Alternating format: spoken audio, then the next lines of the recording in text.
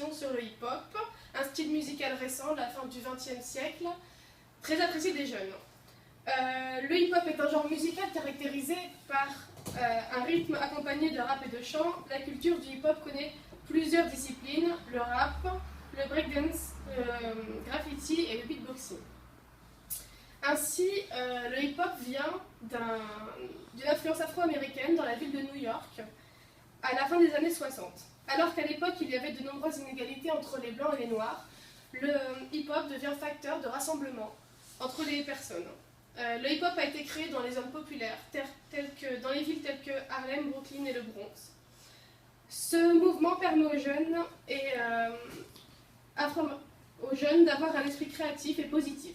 Cette identité culturelle influence petit à petit les personnes à une échelle nationale et internationale, rassemblant ainsi les différentes ethnies et classes sociales. Donc aujourd'hui, pour notre numéro, nous avons deux grands invités du jour, qui sont tout d'abord Jay-Z.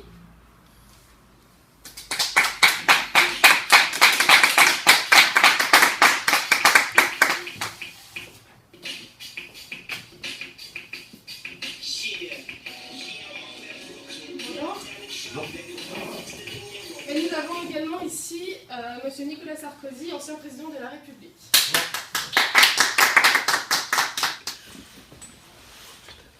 Donc Jay-Z, racontez-nous alors votre histoire. Comment ça vous est venu cette passion pour le hip-hop? C'est venu assez tôt.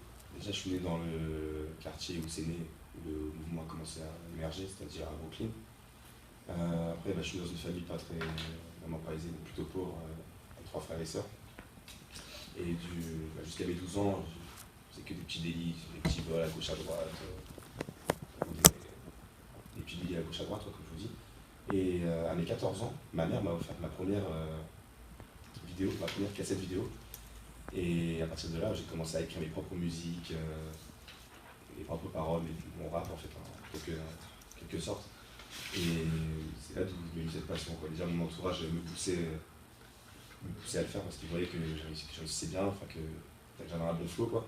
Puis après, avec le temps, ça prend de l'envergure, vu que le mouvement est né en même temps que ma passion, on va dire, donc les événements se sont bien croisés, quoi. D'accord. Et est-ce que vous pensez que c'est courant d'avoir un parcours comme cela parmi les stars du hip-hop? Oui.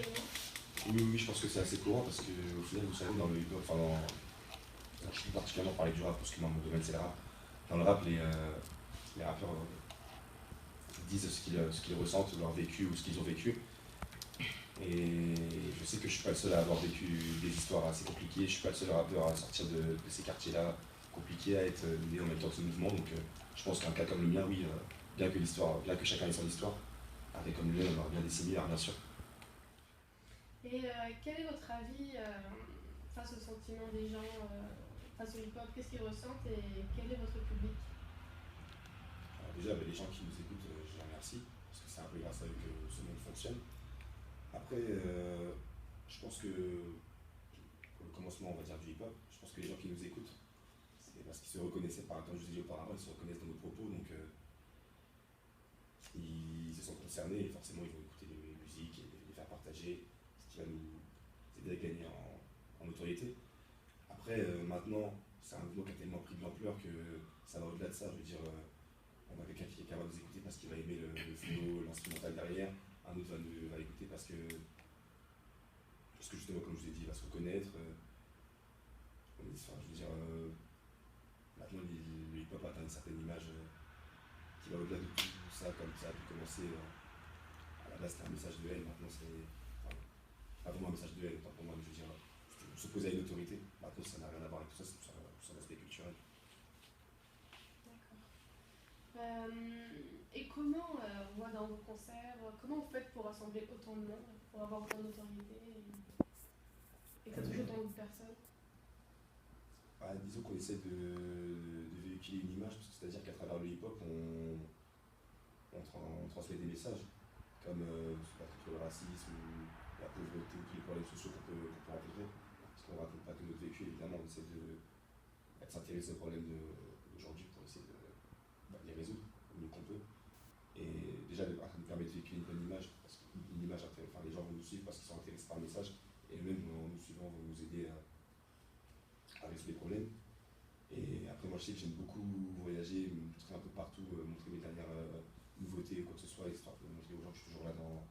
Que je suis toujours. Que je suis toujours actif.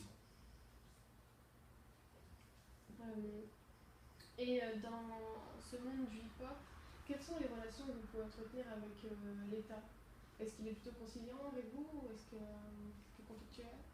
Comme je vous l'ai dit, au début, c'était, je pense que c'est pas moi pour mon cas personnellement, mais c'était assez conflictuel parce que à la base, le hip-hop, enfin, dans le rap, c'était un message de haine, c'est né dans les quartiers populaires parce que la police justement interagissait beaucoup et il y avait beaucoup d'opposition entre afro-américains et les policiers. Et donc ça a commencé par là, ça a commencé par une haine qui s'est développée, un message de haine envers les policiers. Et maintenant, maintenant ça n'a rien à voir avec tout ça, l'État l'a bien compris, le message qu'on transmet c'est entièrement un aspect culturel et rien d'autre. C'est pas dans le but de.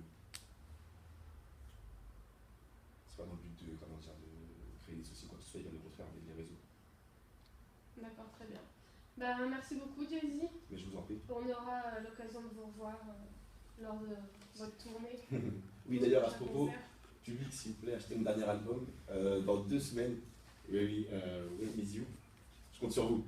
Merci Sarkozy, merci pour votre présence. Grâce à vous, nous allons pouvoir aborder ce thème du hip-hop à travers la vie d'un diplomate.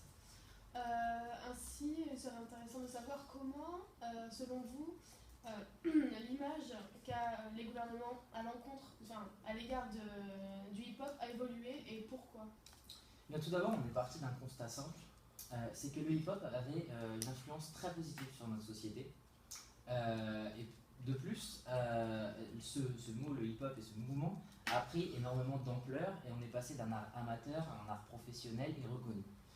La deuxième chose, c'est que cet art est ancré dans nos mœurs actuellement. Tout le monde connaît Jay-Z et c'est un art vraiment reconnu culturellement, c'est devenu une institution culturelle. La troisième chose, c'est que cet art permet de donner une voix, une portée à une catégorie de la population dite dominée. De plus, ce mouvement rassemble les personnes et contribue à la diminution des conflits. Les gens s'unissent autour de ce mouvement et cela permet de calmer les différentes tensions qu'il peut y avoir entre les différentes catégories de la population.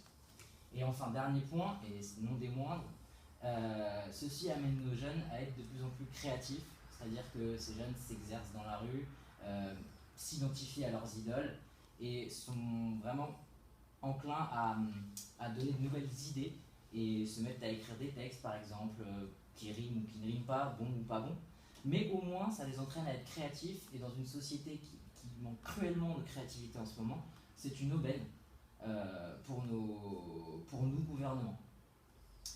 Et enfin, ça amène aussi les enfants dits des quartiers populaires à croire en leur réussite. C'est-à-dire que les enfants des quartiers populaires aujourd'hui naissent en se disant on va échouer. Or non, grâce à ce mouvement, ils peuvent se dire, ils ont un espoir de s'en sortir et de se dire qu'ils peuvent sortir de leur quartier et réussir leur vie de manière sociale et économique. D'accord.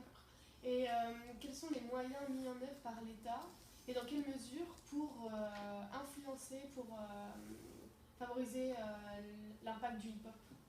En fait, en ce moment, nous sommes dans un processus d'institutionnalisation du hip-hop. C'est-à-dire qu'on a créé des moyens légaux, on va dire, d'acquérir un certain niveau dans ce domaine. On a par exemple créé un diplôme, le diplôme de danse hip-hop, qui est donc donné grâce à certaines qualifications, reconnues par des professionnels du hip-hop. Ensuite, on utilise énormément la diffusion, c'est-à-dire qu'on favorise la diffusion de cet art à travers différents canaux. Ça peut être des films, ça peut être la télévision, ça peut être la formation professionnelle, donc comme je vous l'ai dit avec le diplôme. Ça peut être l'accès facilité au spectacle de hip-hop. Et le développement de l'enseignement, c'est-à-dire qu'on va former de plus en plus d'enseignants de hip-hop pour diffuser ce message à travers les quartiers. Et évidemment, j'ai oublié de le dire tout à l'heure, ce mouvement ne se limite pas aux quartiers, évidemment. Les gens qui ne sont pas issus des quartiers peuvent tout à fait s'en sortir dans ce milieu. Ensuite, on a, à l'aide de mon ministre de la Culture, mon ex-ministre de la Culture du coup, on a créé une formation hip-hop, c'est-à-dire qu'on a mis en place un stage, c'est un séminaire sur la formation en danse hip-hop. Et voilà, en fait, ça met en exergue les différentes richesses artistiques qui sont cachées dans cet art.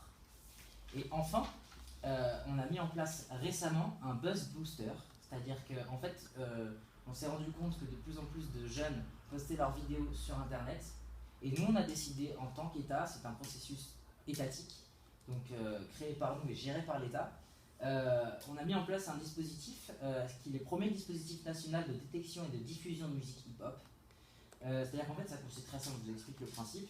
En fait, nous prenons des vidéos sur Internet, par exemple sur YouTube, mises par des amateurs, et nous les sortons, nous les diffusons de manière plus ample. C'est-à-dire que énormément de gens ont accès à ces vidéos, et cela permet de lancer des carrières. Et on espère avoir prochainement des retombées de ce projet. Ce que je voulais amener aussi comme idée à ce débat, c'est la portée économique de la chose.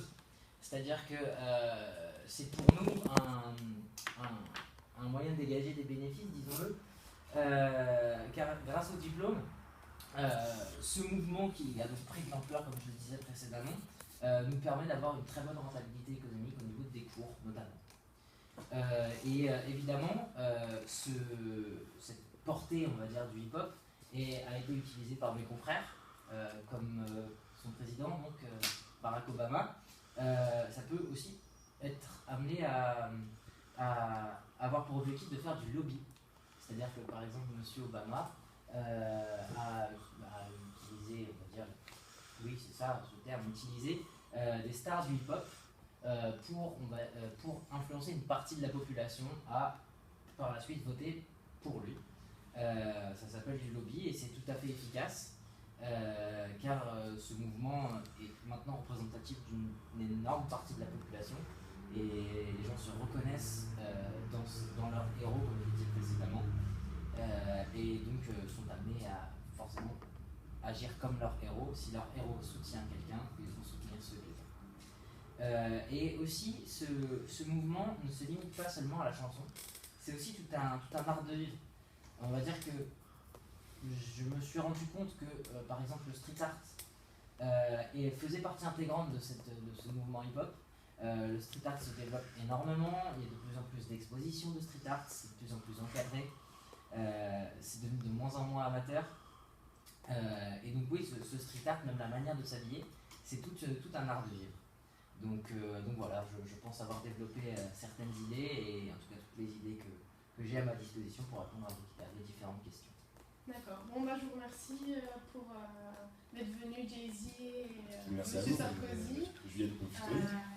Oui, bien sûr. Nous nous reverrons donc demain pour une nouvelle enquête sur la puissance du football.